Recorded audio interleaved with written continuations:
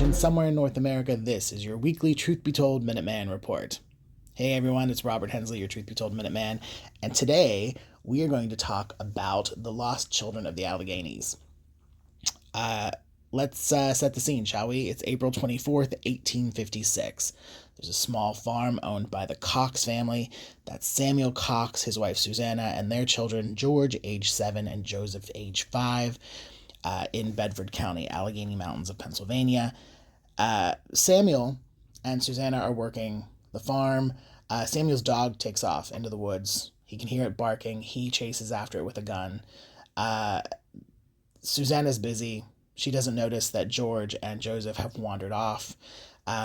She assumes that they followed their father. However, he returns without the boys. They're worried. Samuel goes to a neighbor's farm, hoping that the boys have gone in that direction. He doesn't find them. He gets to the neighbor's farm, and someone there takes a horse and rides to the next farm for additional aid. By nightfall, there are over 100 men searching the woods for the boys. It's unseasonably warm for April. They don't find the boys, but they figure that overnight the boys will be okay. Right? They're not going to die of exposure because of the temperature. And the search continues for 10 days. By this point, May 4th, there are 1,000 people searching the woods daily for the boys. They even bring in the local dowser, and there's a local witch that they try to talk to, and no one can be of any help. Also, by this point, suspicion starts to point towards Samuel and Susanna. Of course, neighboring communities, churches are taking donations for the family, bringing food, and some people believed that Samuel and Susanna killed their children to get charity. And what happens then is that people start to dig up the floor of their house and dig up their yard, trying to find the bodies of the boys, which they don't find. Now remember, this is a time when, xenophobic groups like the Know Nothing Gang and where these groups ran rampant, and they started blaming immigrant groups, Catholics,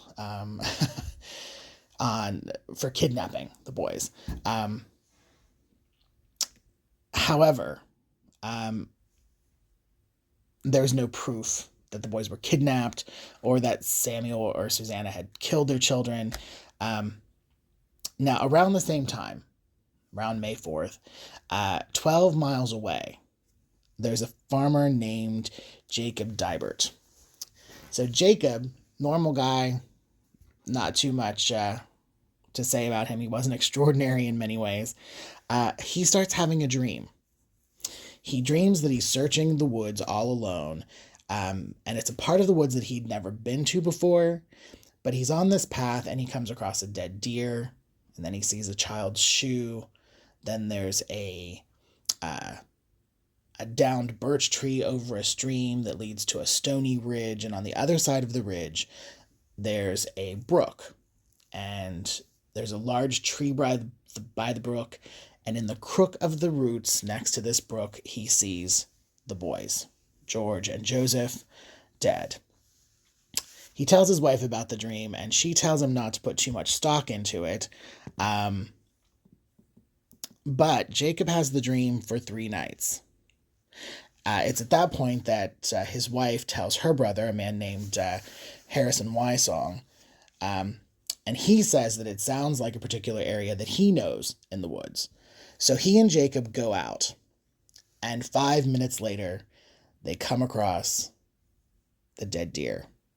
They find the child's shoe. They cross a birch tree, a fallen birch tree across a stream to a stony ridge, and on the other side of the ridge, they find the bodies of George and Joseph in the crook of the tree. They were dead from exposure, and they were buried at Mount Union Cemetery in Lovely, Pennsylvania on May 8th, 1856. Now, in 1906, on the 50th anniversary of the boys being found, people came together to erect a concrete monument of the tragedy to near where the children were found. and it's still there today. It's at the junction of Sienna Run and Rhodes Run in, I think it's called Pavia, PA, in Bedford County.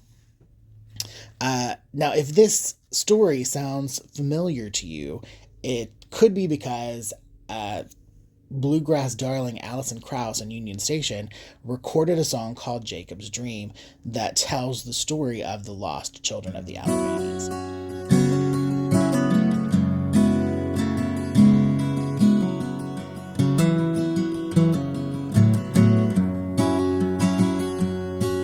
In the spring of 1856, with the snow still on the ground, two little boys were lost in the mountains above the town. If you have any questions, comments, concerns, please feel free to reach out. Would love to hear your story ideas. reportminuteman@gmail.com. Again, that's reportminuteman@gmail.com. And remember, there are 3 opportunities each week for new content from Truth Be Told. The Minuteman Report every Monday at 3 p.m. Pacific, 6 Eastern. Truth Be Told Transformations on Wednesday with Bonnie Burkert. That again is 3 p.m. Pacific, 6 Eastern. And of course, the original Truth Be Told on Fridays with Tony Sweet. Same time, 3 p.m. Pacific, 6 Eastern. And until next time, stay true.